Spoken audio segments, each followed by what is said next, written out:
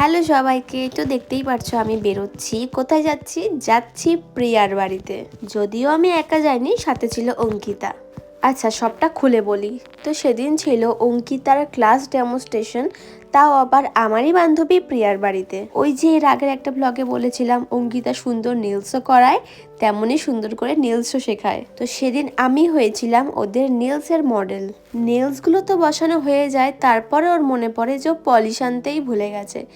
তাই আবার অর্ধেক নেলস করে রওনা দিই অঙ্কিতার বাড়ির উদ্দেশ্যে, তারপর পলিশ নিয়ে এসে বাকিটা কাজ আবার এসে করা হয়। তো এই যে দেখো, প্রত্যেকবারের মতো এইবারও খুব সুন্দর করে আমার হাতে নেলসটা করে দিয়েছে। তো যারা যারা নেলস শিখতে চাইছো, স্ক্রিনে দেওয়া নাম্বার ওর সাথে কন্ট্যাক্ট করতে পারো। যাই হোক, তারপরে আমি সোজা চলে আসি সোনালীদের বাড়িতে। তো দেখতেই পারছো আমরা আলপনা দিতে বসেছি। আসলে এই সপ্তাহতেই ছিল ওদের বাড়িতে কালী পুজো, তাই ঠাকুর ঘরের সামনে একটুখানি আলপনা দেওয়ার ছিল।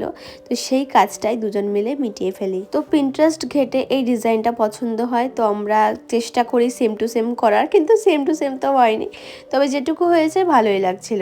তোমাদের কেমন লাগলো অবশ্যই কমেন্ট করে কিন্তু জানিও। যাই হোক, নেলস শো আপ করতে করতে আজকের মতো টাটা।